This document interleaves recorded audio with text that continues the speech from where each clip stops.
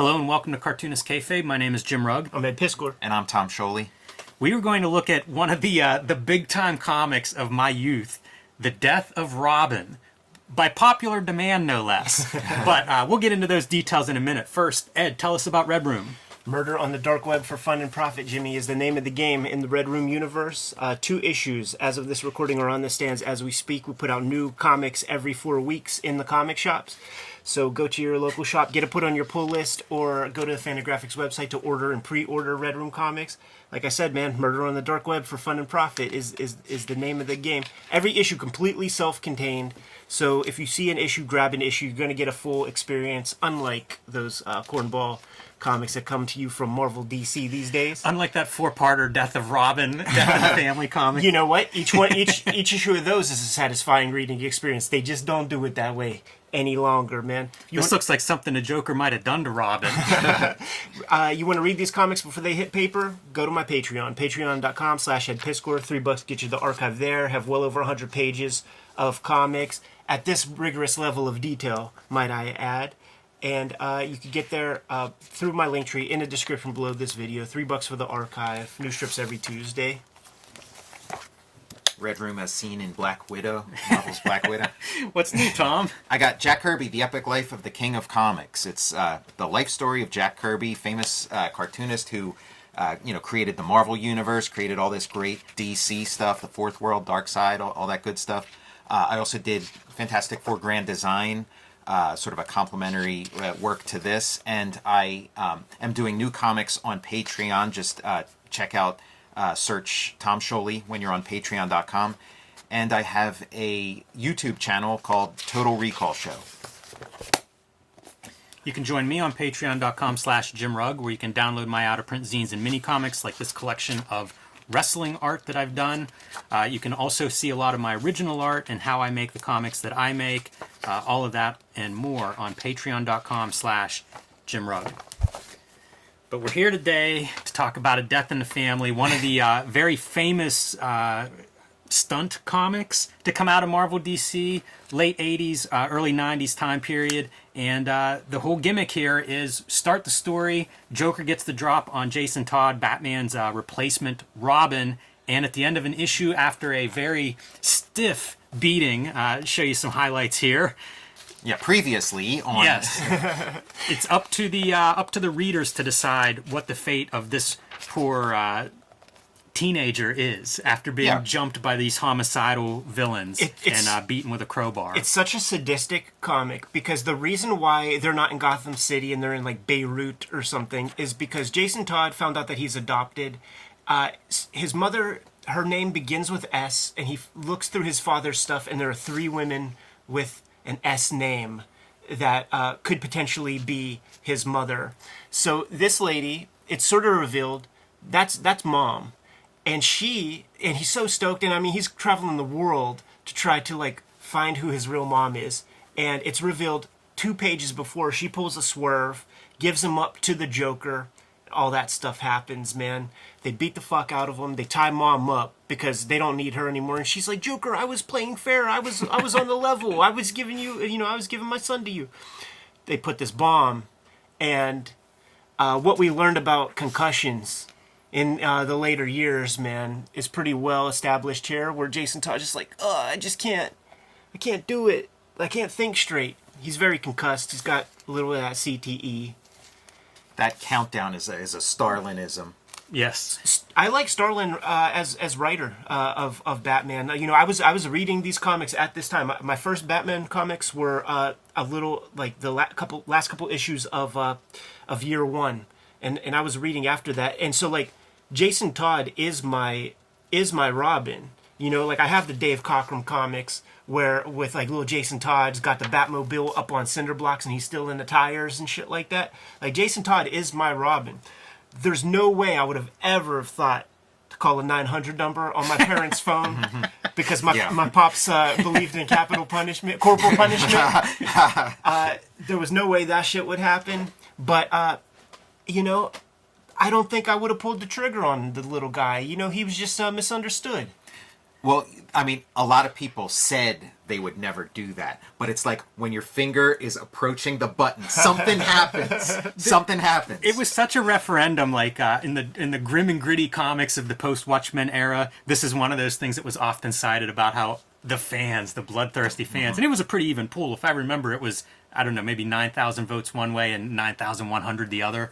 Let's audit those numbers. Pretty close. That's the thing. Yes. I don't trust those numbers Kayfabe. at all. They talk about they had 2 issues prepared, depending on which result won. That's dumb. Like, you can do whatever you want. So yeah, you get to this point. Yes, this is in the comic. Your end of the previous issue. This is the collection, but in the original comic, you get to this point, and then it's like telling you Robin's fate is in your hands.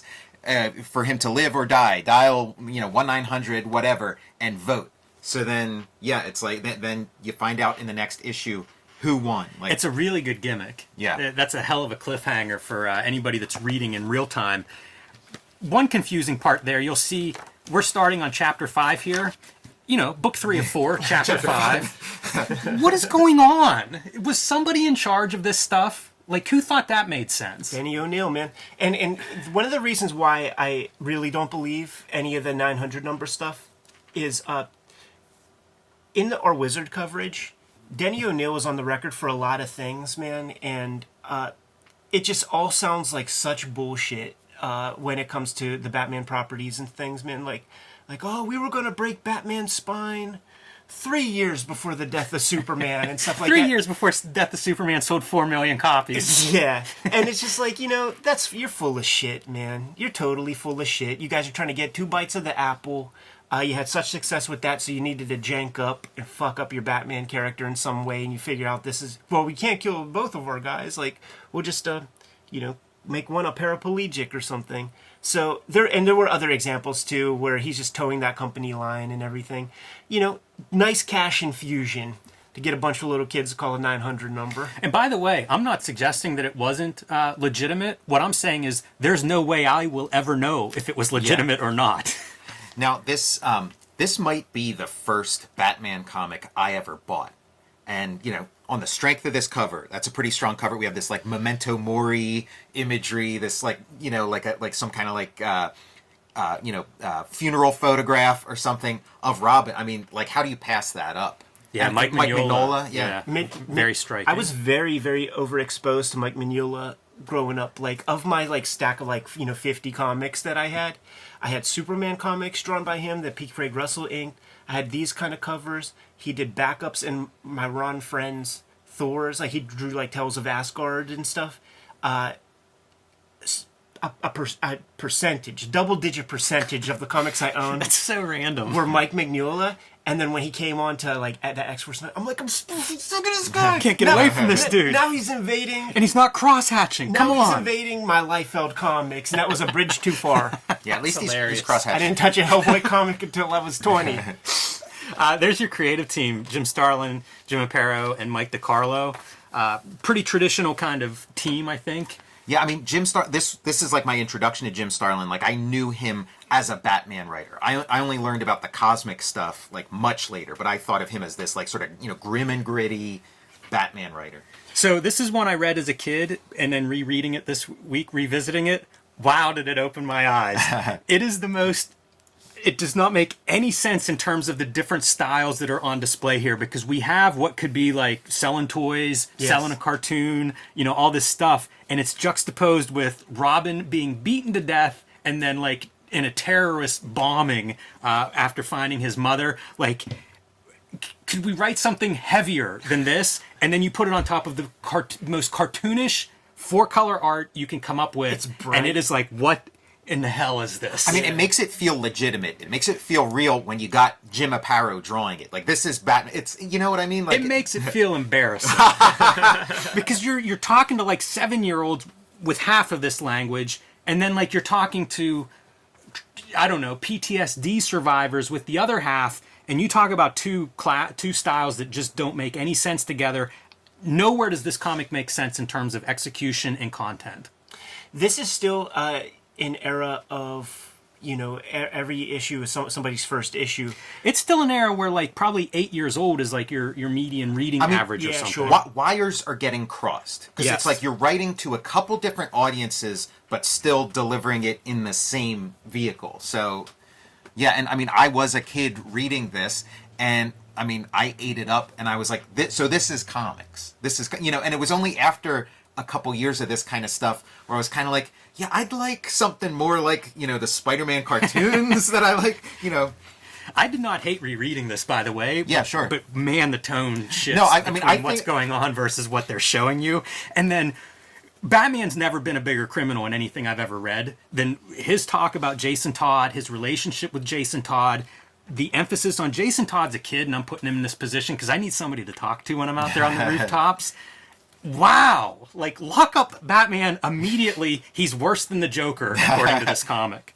Now, this kind of stuff is where like Starlin shines. He always makes sure to get you up to speed. It's the Jim Shooter-isms. Yeah. He's a student of the Jim Shooter school of comic book making, and every issue, every part of this has a little 3, 4, 5 page recap to catch you up to speed, to get you in the mix for the current issue you're reading. Yeah, because as a kid, it was like he keeps talking about Jason. Jason, who's Jason? I know about Dick Grayson. Why is he too. saying? And this fills you in. Like Yeah. like you don't really need to know any more than what's shown here. Yeah.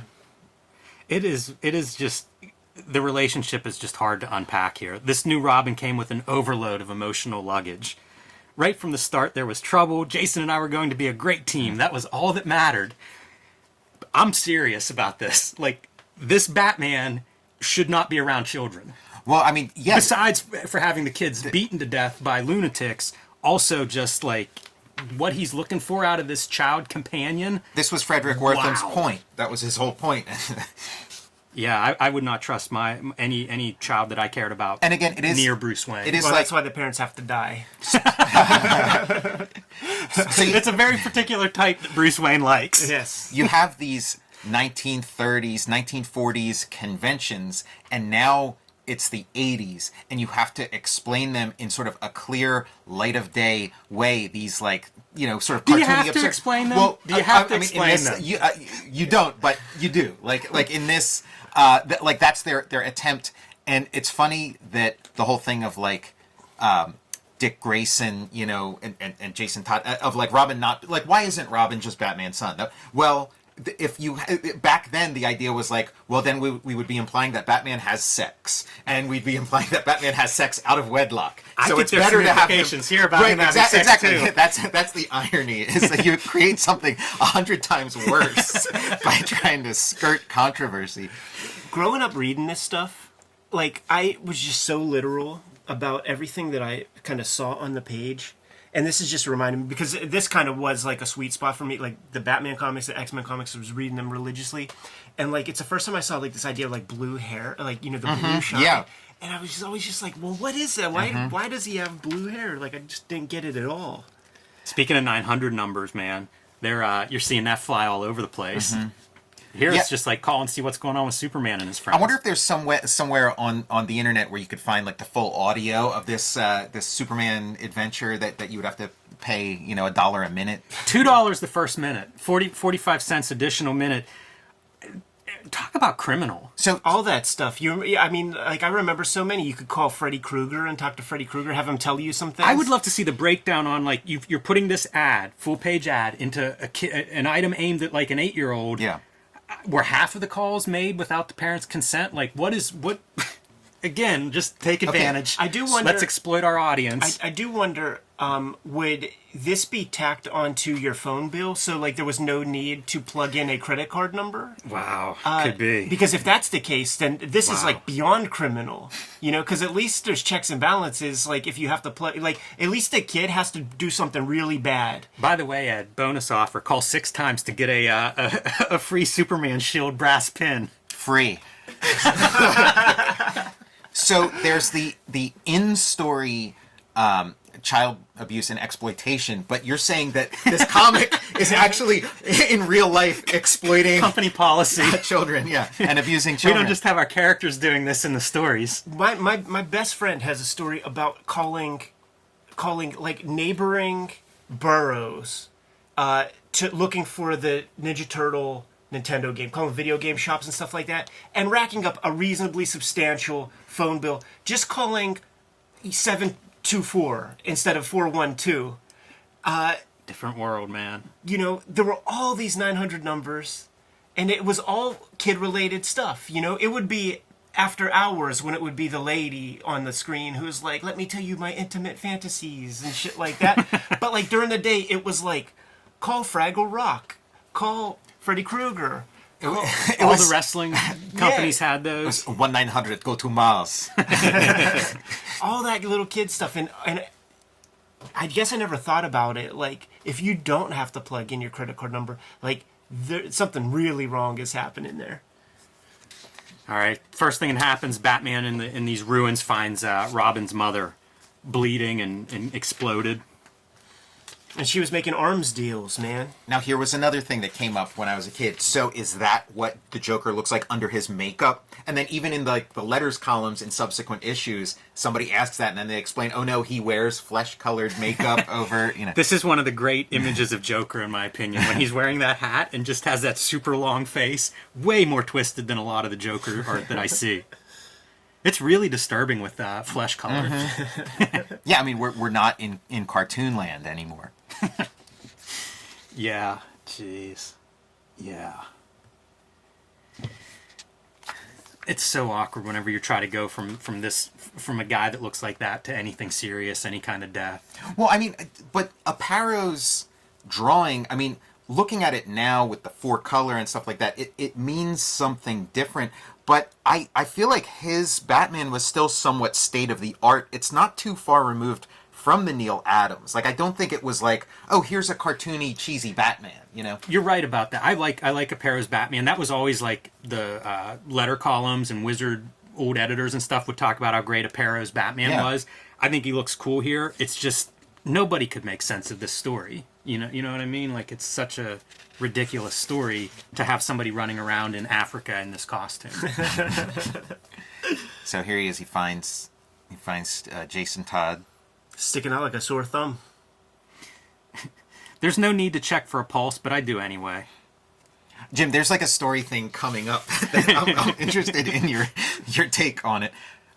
He's hugging him and stuff. So then this is pretty iconic image. Yeah, this is the slide-in image. It's like they drew the whole rest of the book, and then they just had to decide whether to put this in where he's dead, or we've since then seen the alternate page where it's Batman holding him and lifting his eyes in the air and having like spider sense lines coming out of his head saying, he's alive, he's alive. And that does speak to the sort of idea that like maybe they were going to do this anyway, because that alternative version is ridiculous. It looks so stupid, and it would have like just pissed everybody off, you know, where this feels like an actual like organic moment in the story.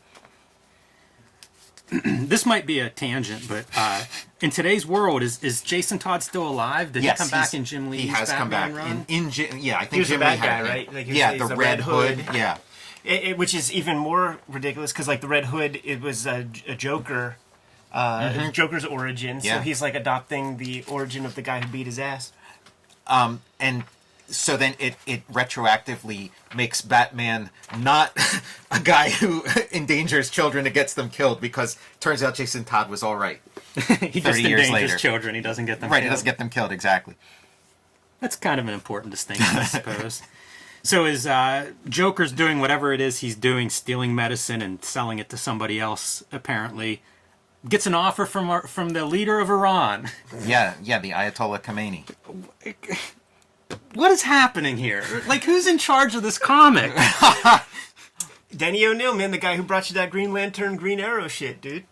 Yeah, I mean, I feel like it's Starlin again. He's just kind of like, you know, pulling from things that seem, you know, relevant and of the moment, and you know, and this is very 80s. Like this is not, you know, this you'd see a similar plot play out in TV dramas at the time. You'd see it play out in sitcoms. Every canon movie might employ this kind of stuff. Yeah, so it's not like we're just swimming in different waters now, but this is, and then also like you got like just inserting like, real life political figures and things. You have like Captain America meeting Kissinger in the first issue of Kirby's 70s Captain America run. So it's fair enough. It's part of the lexicon. I like that he had to switch his clothes back for whenever the authorities were going to arrive, so he could talk to the locals. Yeah, this is the part I was going to ask you about, Jim. I remove what little remains of Jason's costume that could have identified him as Robin before calling the authorities.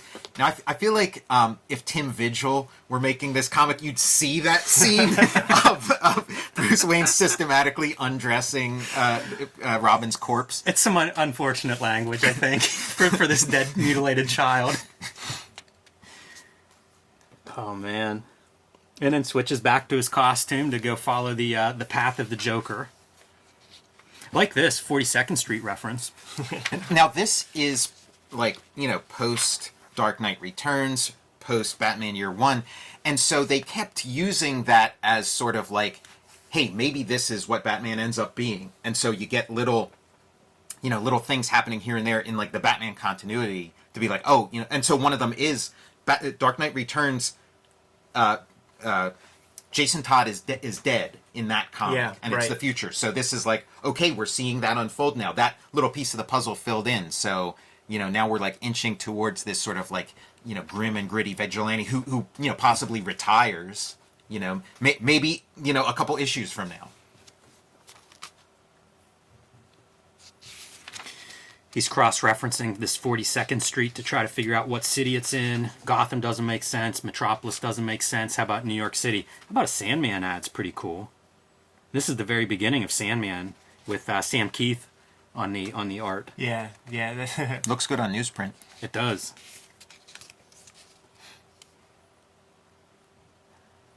So heads to New York. The UN is basically the location of this address, and Superman is there to keep Batman from flying off the handle at whatever's going to happen here.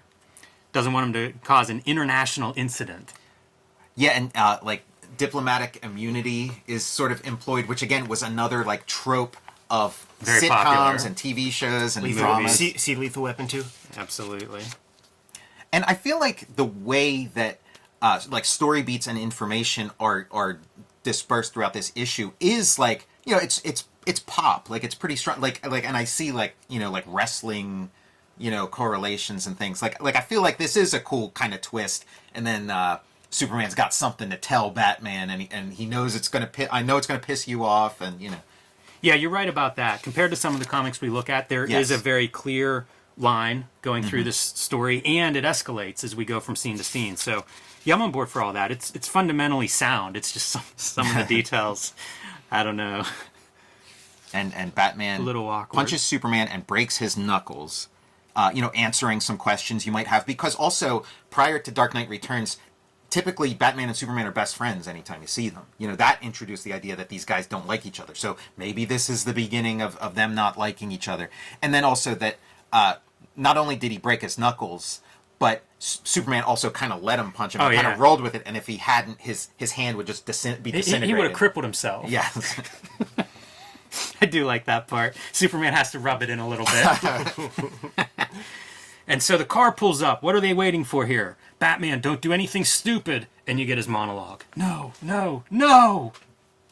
Jeez. I mean, again, great wrestling style, plot twist. You're going to check out the next issue. This is rock and wrestling era, Yeah. too. Like, it's a cartoon, man. When Joker hops out of there, working the Iranian ambassador to the UN. Wow. Checkmate, Batman. Yeah. Don't even know what to say. It's quite an issue. It was a big deal. I must have started reading like right after this happened, because I can remember picking up the issues from like the flea market where I would get back issues, or the collection. There was a pretty quick collection of all of these. That's what I picked up. It was definitely like a huge story for a long time. People still reference it to this day, and certainly into the 90s you'd see it in a lot of our Wizard coverage of various references to this moment. I don't know what to say, man. It's a strange time for comics as they're transitioning from comics for kids to post-Watchmen Dark Knight. Let's do something serious, but they're not quite totally there. Interesting comic. Fun to revisit for me.